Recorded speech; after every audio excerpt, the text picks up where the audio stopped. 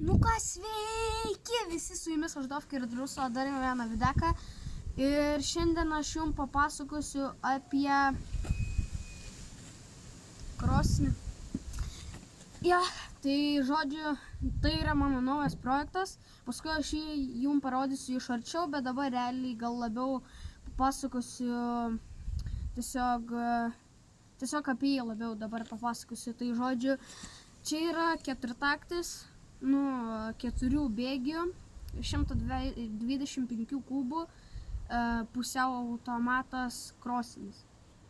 Žodžiu, ką reiškia pusiau automatas? Kai yra bėgiai, bet nėra sankabos. Tai reiškia, kad tu gali sustot, kad ir ant bėgio iš vietos gali sustot, nereikia su sankaba bėgių junginėti, bet tiesiog gali junginėti bėgius bele kada.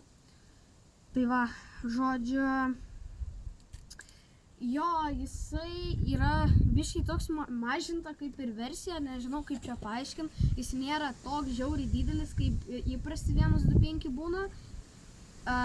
Bet jo, man jisai realiai kaip tik. Jo, žodžiu, tai turiu ir šalmą krosnio. Turiu ir krosnio šalmą, bet man ko reikia labiausiai, tai realiai pirštinių. Pirštinių reikia motociklininkų, nes šiaip žiauriai gerai pirštinės yra turėti. Tipo, kai važinėjai, žymiai geriau rankom būna. Tipo, realiai gali ir dėtis, kai neturi pirštinių, ir paprastas pirštinės, žinot, kur gali bulvekas jį naudoti, tenai bulvės, kur kas gali su tom paprastom pirštinėm. Tai ir tas gali naudoti, bet tenai vos ten kažką šilčiau bus, bet šiaip tai geriau normalės pirštinas turėti motociklininkų, aš neturiu. Ir žodžiu, naudoju kažkokias šūdas. Pasiemi paprastą pirštinę. Ir pasiemi pirštinę, žinot, kur būna tipo iki čia pirštinės pirštų. Ir uždedi va tai va. Ir gali naudot kaip pirštinę. Tai užsidėsiu. Gali naudot kaip. Šiaip žymiai geriau tada būna, nes šiaip šitą pirštinę ir šiaip yra šilta. Tai parodysiu. Bet šiaip gaidys kažkoks. Tipo. Kažkokia nesąmonė, bet vis tiek žymiai šilčiau negu šiaip būtų.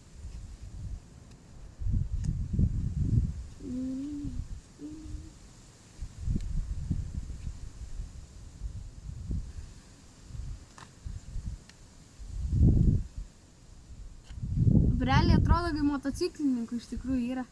Žodžiu, va tai va. Tai žodžiu, va taip naudoju galima. Ir jo. Tai dabar aš jums parodysiu iš arčiau. Tai žodžiu, čia yra mano trečias projektas, ar kaip čia pavadint, kur darau apžvalgą. Tai atsimenat, dariau apie kem 9 kubų krosinį. Ir apie 110 kubų, tiksliau ne krosinio keturatį, ir apie 110 kubų keturatį. Tai realiai dabar yra čia mano pirmas krosinis, bet šiaip anksčiau, kai mažiukas buvau, atsimenu, mano tėtis draugas buvo atidavęs man irgi krosinį, bet jis buvo neveikiantis. Ir prieš kokius 2 metus irgi man brolis buvo atidavęs savo krosinį, bet irgi buvo neveikiantis, tai nežinau. Ir dabar yra čia mano pirmas, kaip, nežinau, ne pirmas, bet kur jau mano, tipo, galiu su jo daryti, ką nori. Tai va, jis, nekreipkit dėmesį, jisai purvinas dabar, bet, žodžiu, purvinas. Ir kas buvo, kad šiandien biškį tvarkiau jį, turėjau nusiimti šitos plasmasės, žodžiu, vairas buvo atsisukęs. Ir, žodžiu, yra tokie 2 varžtukai. Nežinau, kaip čia jums parodyti. Va šitie, va. Tokie 2 varžtukai ten yra ir čia. Rankos nekreipkit dėmesį purvinas, nes sakiau, tvarkiau. Ir, žodžiu, va. Tokie 2 varžtukai. Jie buvo atsisukę ir man lengvai prieiti nebuvo įmanoma. Tai aš, žodžiu, šitos nuėmiau, buvo tokia zateškė čia, aš ją nukirpau, šitą taip nuėmiau ir tada galėjau normaliai prie tų 2 varžtukų prieiti. Ir kaip dabar, ką žinau, kaip ir laiko. Tai, žodžiu, tada atgal uždėjau su zateškėm irgi naujom, žodžiu, uždėjau naują zateškės ir užsidėjau visą šitas, nu šitą dalis, šitą nereikėjo nuimti, tik šitą. Tai, žodžiu, tada, jo, ir naujom zateškėm uždėjau. Tai, žodžiu, jis va taip atrodo, tai va, kaip sakiau, nėra sankabos, tai gali bėgius mėtyt, kada nori ir ant bėgio sustot. Tai žodžiu, ir šiaip važinėjau dažniausiai šiltai kažkaip apsirengęs, kad ir užsidedu, kad ir žemynė striukė, man žymiai būna geriau, nes dabar gali ir girdisi, turėtų gal per mikrofoną girdėtis, žiauriai, nu, ta prasme, nėra didelis vėjas, bet toks šaltas, tyra vėjas, galiu parodyti pagal medžius. Ir jis šaltas. Ir žodžiu, kai važinėjai su krosiniu, tai aš visą laiką deduos, ką žinau, megztinį kokį storą, maikę tiesiog ir žemynės striukę. Ir, va, kaip sakiau, tas pirštinės deduos. Ir jo, nes šiaip tai vėsu, tikrai labai vėsu. Va dabar realiai filmuoju, telą laikau. Man dabar yra vėsu iš tikrųjų, kai nevažiuoju. Tai žodžiu, tai aš jį paskui nusvesiu į kitą vietą. Dabar nusvesiu ir parodysiu, kaip jisai dirba. Jo, kažkada, aišku, daryti reikės videką, kai važinėjai su jo. Tik neklauskit, hebra, iškart sakau, dėl vienkių, kad kilnuot vienkės. Aš jų nekilnosiu,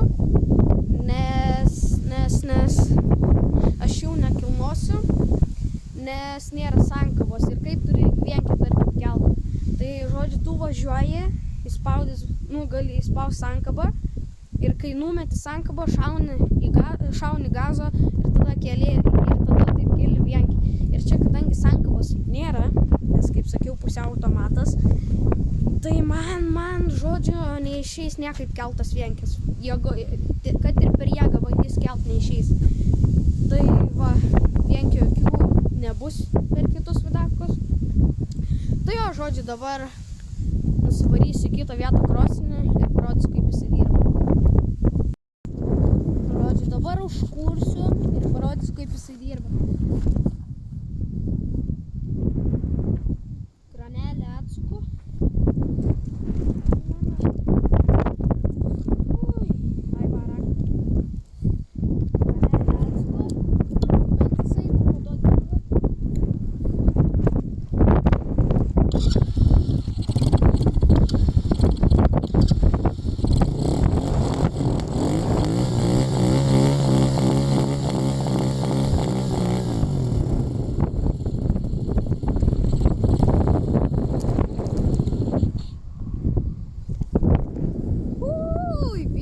Pašaudė. Žodžiu, tai va, tai tikiuosi, kad girdėjęs, kai šaudė. Tai va, žodžiu, saulė leidžia žiauriai gražiai, taip debesį. Žodžiu, reikės gal padaryti montažiuką kokį hebrą. Ročiai jo, tai va.